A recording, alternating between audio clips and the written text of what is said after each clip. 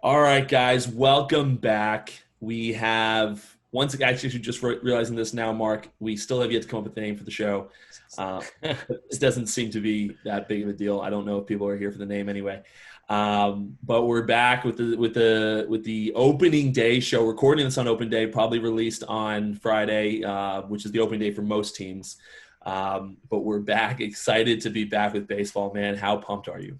I'm crazy excited. Like I woke up this morning and I had a different little hop to my step. I was like, baseball's back. World at least feels like it's someone back to normal. I mean, I know it's not, but baseball's back. That's all I really care about. 1000% true. Now, we once again find ourselves in a common place here with some of the news that has come out recently. Yep. You know, you're a diehard Mets fan. I'm a diehard Red Sox fan. Both teams were hoping to possibly land Mookie in the Mookie sweepstakes next year. Yeah.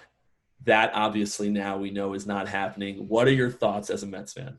As a Mets fan, I'm saddened by the idea that we didn't even get a shot. I mean, we thought Steve Cohen's coming in, and if he was coming in, he's spending the money. So I was like, we had a real chance at Mookie, but I mean, the Dodgers paid him a ton of money, and if you're Mookie Betts, obviously you can't turn that down. So I'm upset because he's not on our team, but I'm okay with it because at least a good player in baseball got paid what he deserved, and the owners aren't trying to screw him over like they did with Harper and all these other guys.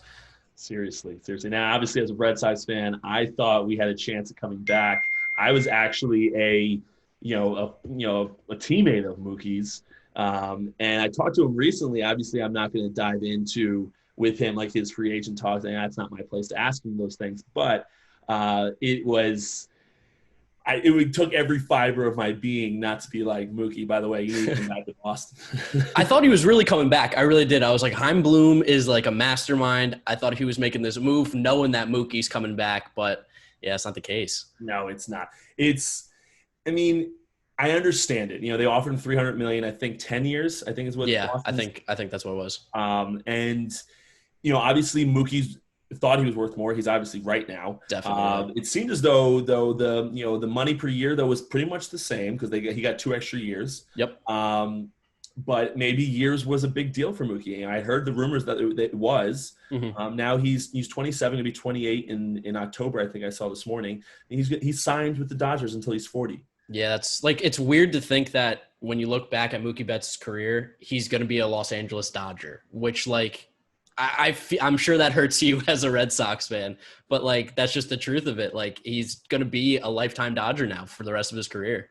Yeah, it's unfortunate because again, as a guy who played with him, they got came up with him through the minor leagues. He obviously accelerated a little bit faster than I did. Yeah.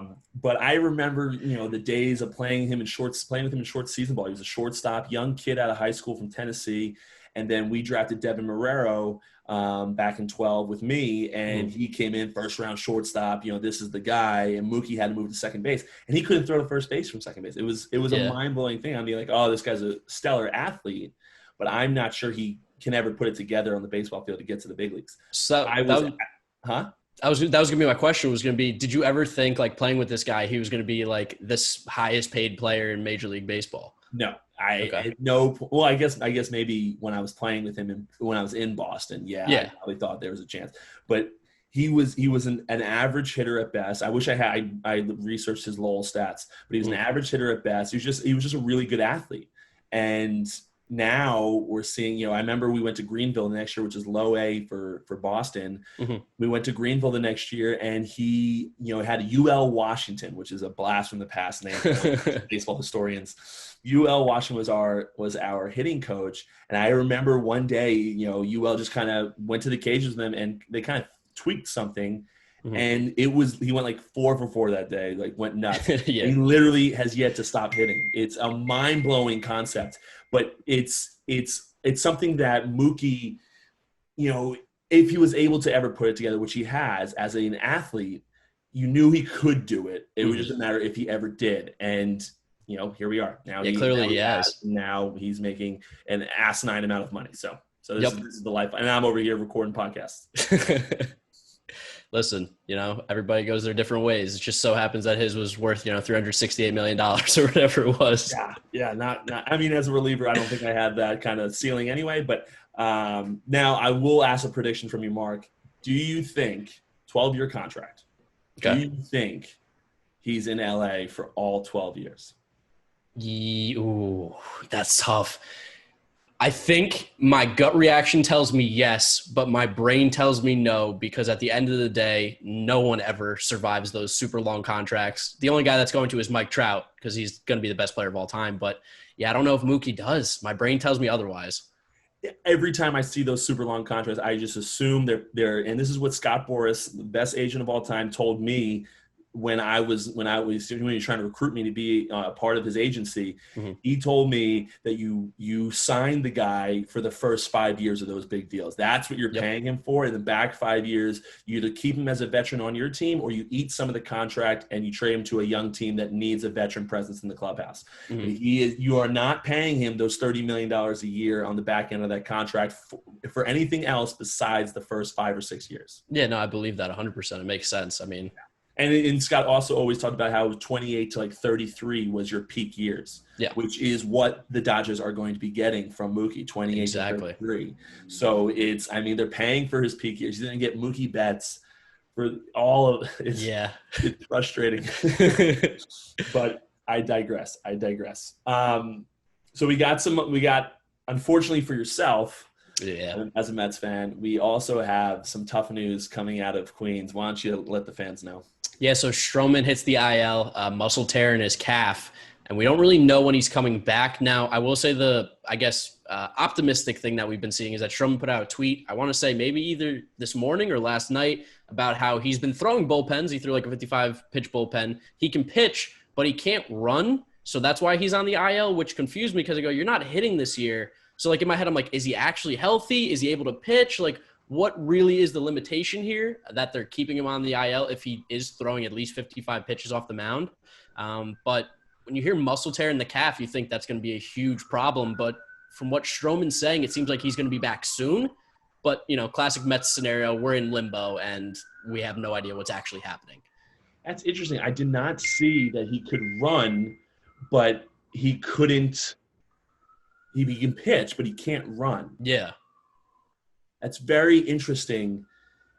I mean, the only issue you seem to be having is being able to cover home or cover first as a pitcher. Yeah, which at the end of the day, yes, you need to be able to do that, but that's not what we're paying him for. That's just that's like a duty of his that just happens to come with the job. So, I mean, if he wasn't covering home, but we got to see him pitch, I'm okay with that. Yeah, I mean, obviously, natural reaction. The thing, if I'm thinking of it as a manager perspective, yes, you have to cover first, you have to cover home. Can I tell you not to? At least first base, I can probably get away with it. Yeah, I can probably have a little bit of a shift over so that the first baseman isn't extending too far over where he can't cover the bag. Mm-hmm. I can't do it at home. You have to cover home. Yeah. So maybe they're thinking. Obviously, you're thinking probably that they can't. That we could get to the part where he can't pitch if he was to react. Yeah, and run home and hurt it more. Yeah, because he's such a gamer too. I'm sure he can't just turn it off where he'd be like, I can't run. Yeah, Marcus Stroman is not someone who can just turn it off. Yeah, by any stretch of the imagination. But so now we're coming into a part where already for the Mets, the Mets. I'm sure there's other teams out there dealing with this, but I only pay attention to the Mets. But we're coming already now. The Mets are dealing with a possibly 2-week, 3-week hiatus. Is this what we're looking at from Stroman? What do we? That's what I would think. He's got to be at least until the middle of August, absolute earliest. And I think realistically, how do you see him before September? I don't know. Yeah, because if you're if he can pitch, I will say, it's much quicker because if he's going to be able to throw while he's doing this, you don't have to build him back up. You can keep him up. So that's actually very helpful in the bounce back. But we're now dealing with you guys already lost Syndergaard. Yeah. You got DeGrom, obviously, who's an absolute horse if he can stay healthy. You got Rick Porcello. If he can keep the ball down, he's going to be solid for you guys. Mm-hmm. But you're losing Stroman now.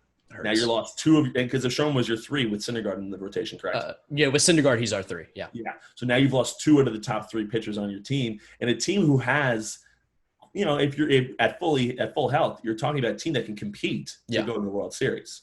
Definitely. Now you've lost to your top two. Yeah, it's like I'm so used to it as a Mets fan. We got so lucky last year because I think all of our starters, outside of Stroman, but like the main four made, I think, close to 30, if not 30 starts each last year. And that's something as a Mets fan you never see. That just doesn't happen. So we got really lucky last year and almost like spoiled where now it's happening again, but we're so numb to it. We knew this was coming at some point. Yes. Yeah, I think you did. So I'm going to give you an opportunity here, man. I'm going to give you an opportunity live here on YouTube, even though this isn't live. I'm going to give you an opportunity to retract your Mets World Series. I knew you Never retract. You always stand strong on your beliefs, your opinions. I'm not changing off the Mets. We're sticking with it. Is it a lot less likely now? Oh yeah, it's going to be way harder without Stroman. But this team's resilient. We got a little vibe going. They're going to do it. I believe in them. Got to believe. Okay, so I had a little bit of a ulterior motive in telling you to retract your statement, but okay. I didn't want you to be able to use this as an excuse later on of why you didn't win a World Series. I wanted to give you the opportunity, knowing you full well would not retract that statement. But now at the end of the year, when that doesn't happen, you can't be like, well, we didn't have Stroman. What do you want? No, of course. No, I'm not a man of many excuses, I'll stick to it. Last year we didn't win it. And granted, I think I was like, well, we didn't think Diaz was going to forget how to pitch or Familia was going to be really bad. So I did throw those out there. But I'm staying with it. We're going Mets World Series still. Okay. I will also like to ask you a little bit about this past weekend. Mm-hmm.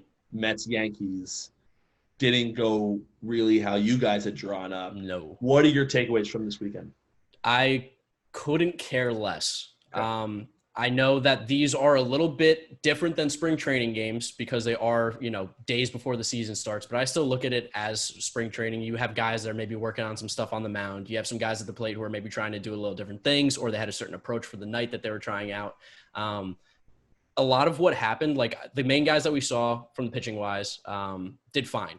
I think Porcello got hit hard, but he didn't give up much, which was great. And I think that's probably what we're going to see from Rick Porcello this year. And Oswalt, despite giving up 2 tanks or whatever, he gave up absolute shots, still did a pretty decent job considering what we've seen from him in the past. The guys that gave us issues were Zamora or some of the bullpen guys. And they're our, 4th or 5th options. So I'm not too nervous about, can Drew Smith pitch a second inning when we have 15 guys in the bullpen right now because of the expanded rosters. So I don't take too much stock in exhibition games. They are what they are. Yeah. And I would agree with you. As a guy, I know, I never got to the point in my career where I could just try stuff out there in spring training games. I was always fighting for a job the few times I was there. But I played with Rick in Boston. I know he is a very different guy in an exhibition game than he is in an actual, head-to-head matchup in the regular season. He's very different. He's focused at all times, but he's still very different. He's going to go out there and work on things. He's been in the league for too long not to. Yeah. So I'm interested to see how that translates going forward now that Rick is arguably your number 2, right? Yeah, he's definitely our number 2 now. Or I think he's actually probably 3. I think they'll probably split up DeGrom and Porcello with a lefty with Matz. I'm thinking Matz will be 2, but yeah. That makes sense. I think he arguably 2. Yeah, that's probably where we're at. So now we talk very briefly, hopefully, about, which is never going to happen with us. No. But, I love where the Red Sox are right now. Now, they've made some interesting choices on their roster this morning, but I won't dive into that. But we started with the Orioles, arguably the worst team in baseball. And I have every intention of that Boston will sweep them. And then we go to Queens, don't we? Yeah, you play the Mets. Yeah, we're coming. Yeah, so and it's in Queens, isn't it? Yes. Okay, so we're coming to Queens, and playing the Mets, and now kind of a beaten up Mets. Yeah. I went originally saying that we gotta split with the Mets. It's a good team. It's a good. Now I have every intention of taking 3 out of 4. Mm-hmm.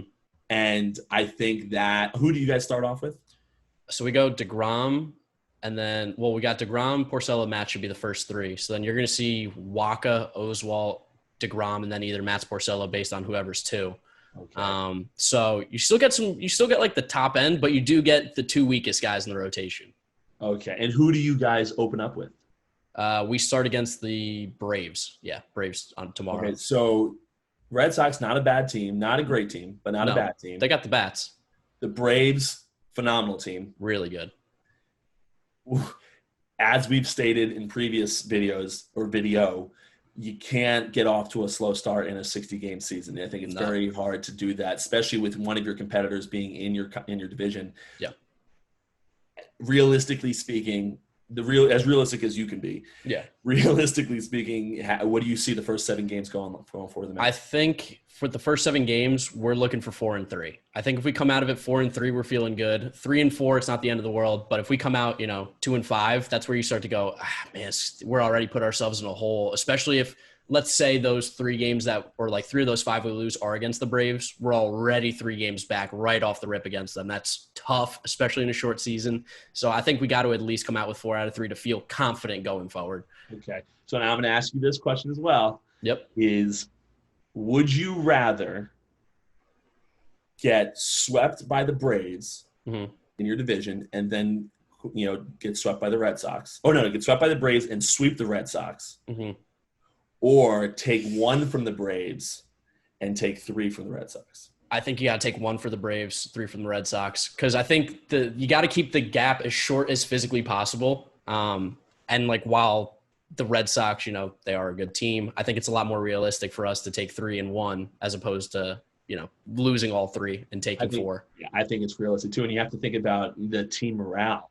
Winning against the Red Sox, although it helps your winning percentage and gets your wins, it's not. You gotta beat the Braves to do anything this year. And the Braves have always been like a pain in our ass for the last 20 years. So they continue to be for a long time. Yeah. All right. So now the last topic of conversation, we've dove into the Mets. We have dove into Mookie signing. We got baseball tonight. Yes. It's an exciting time. We made it to opening day. A lot of people didn't think we'd get here. Yeah, I know, right? So, and we've gotten here pretty easy. We haven't had too many hiccups. No, I mean, I was expecting a lot more coronavirus cases to pop up. I know we just got one with Juan Soto, literally 30 minutes ago, so he's missing the game tonight. But for the most part, it has been smooth sailing. I got to give Major League Baseball credit. It started off rocky, but they figured it out. Yes, started off right. I think it helped that a lot of guys were asymptomatic, it seemed like. Yep. And then it seemed like we had Eddie Rodriguez who came down with the coronavirus and had aggressive symptoms, as he stated. Yep. And now he's actually starting the year on the IL because he's having I forget what the exact phrasing of it was, but they're having more symptoms, like things that were related to the coronavirus. He doesn't have it again, but he's still having some type of symptoms, that he can't go anymore. And I actually was talking to a guy in the clubhouse. I won't divulge my sources. But I was talking to a guy in the clubhouse, and they were saying that he couldn't throw more than 20 pitches in a bullpen without being absolutely gassed. Yeah, that's. So I think that is something that we're going to have to look for going into the season, that these guys that are coming back from the coronavirus aren't going to be able to just I'm back. No.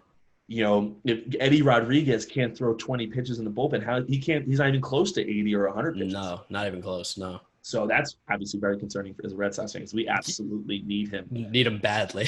Howard DeGrom. Yeah. We need him this year. But tonight we'll only talk about, I know it seems like the Nationals-Yankees game might not happen. I know we have Juan Soto, you said, it's out tonight. Yeah. But we have Cole and Scherzer, who might be the best. It's with the matchup everyone loves to see. Yeah, of course. Who do you have winning this game? I got the Yankees. I'm in a weird scenario too this year where I think I'm rooting for the Yankees because playing the NL East so much, I need them to beat up on the National League East except the Mets. So it's a weird scenario. But honestly, on paper, the Yankees are the better team. And I think that matchup is better, especially because the 2 guys who beat up on Cole last year for the Nationals were Rendon and Soto, and they're not there tonight. So I think that's a good matchup for the Yankees. Yeah, I would agree with you. I think the Yankees are, it's pretty, in my opinion, pretty definitive that they are a better team than the Nationals. Yeah. I don't think there's any question. Maybe they have a hiccup first game jitters. Who really knows? It's tough to say. But I think the Yankees are the better team. I think Cole takes that. And the Yankees get off to a nice little start here, even though Scherzer is one of my favorite pitchers to watch in baseball. He's the man. As a Mets fan, I respect the hell out of him because I'm this is a guy who I want on my team so badly because literally all he cares about is winning, and I love that. If you're a fan of baseball, I don't understand how you cannot. You have to want that guy on your team. Yeah. He's one of those guys. You know that old saying, Yeah, you love him when you're on it when he's on your team. You hate him when you're playing against him. Exactly. I think Max embodies you love him when you play against him and you love him when he's on your team because he Yeah. doesn't come off cocky. He just comes off as like I have to win this game. Yeah, like you see like what is it, the like famous like little gif or whatever where he's like yelling at himself into his glove. And I love that because that's like some psycho stuff, but at the same time, like that's what he needs to do to get pumped up. I'm all about it. Dude, couldn't be more on board with Max Scherzer. One of the guys I root for no matter who he's playing against. And then do you know who the matchup is tonight? Is Kershaw pitching for the Dodgers? I think Kershaw is the opening day. Let me check real quick. I think Giants. I think the Giants are going to be a complete mess. I mean, I know I'm wearing a Giants jersey right now, so that doesn't really help. Complete mess for a number of years now. Yeah, since what, like 2016 probably was the last time that they were like any sort of – okay, so the Giants-Dodgers is Kershaw Cueto tonight, which is wild because everyone forgets about Cueto since he hasn't really pitched recently. He's fun to watch pitch, though, with all his weird-ass shit. And he's like casually been really good. I did a video about like the top 10 pitchers of the decade, and he's in it. Like everyone kind of forgets he's been a really good pitcher. It's just the last few years he's been hurt. So I think you got to give it to the Dodgers, though. There's just no scenario where, especially at home in Los Angeles, the Giants are going to beat them. There is not a scenario in which the Giants win this ballgame. Unless, it was the playoffs because Kershaw, but. Yeah, I guess maybe we're talking more pressure situations now. I don't know. But the Cueto, Cueto has to throw a perfect game. Pretty much. He has to throw a perfect game. Because that Giants offense isn't scoring. No, the Giants, somehow Cueto's got to manage to get them negative runs. Yeah. There's no way this Dodger team doesn't drop, 5 to 10 runs tonight. I just don't see it. Their lineup is loaded. Yeah. It's going to be fun to watch. Yeah. That's going to be a fun game to watch. A lot of offense from the Dodgers. It will pain me to see Mookie playing for them. But listen, it is what it is. What do we think? Mookie has a big night tonight now that he's got the contract, weight off his shoulders? He's the type of guy that I don't think it was ever a weight on his shoulders. Okay. But I think to just human nature, he's definitely probably a little bit more relaxed. Mm-hmm. He doesn't have to worry that he's answered questions on it now. Like now it's baseball for the next 12 years. It's going to be nice. Gosh, he's a lucky man. A lot of pressure though now. You just signed an enormous contract. He's, top 3 player in the game now, paying wise. I think it's just Trout and Harper, right? Yeah, I think those are the 2. So you the 3 highest paid players in the game. You gotta perform like one. There's pressure that comes along with signing that contract too. And they signed this guy in hopes to make a World Series run this year and for the next 12 years apparently. Yeah. So I think he's probably more excited than anything to kind of get out in the field and say I think Mookie has a big night. I think Mookie has a big year. Okay. I think he'll be fun to watch. He'll be fun to watch, but it's going to pain me every time of my being to watch him in LA, knowing that we have no chance this. Of course. But opening day tonight. Opening day for most teams tomorrow when you're all listening to this. And we will be back here once again next Thursday, next Friday. We usually film Thursdays, release on Friday, and talking about what has happened with the Mets Red Sox, which is really what I'm looking forward to. I don't really care about playing the Orioles. I just want to see us play the Mets. Oh, especially for this. I can't let the Red Sox get 3 or 4 or even split the series.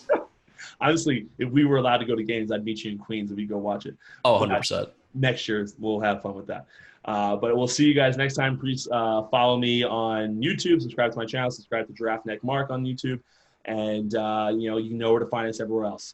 Until next time, guys. I'll talk to you later. See you.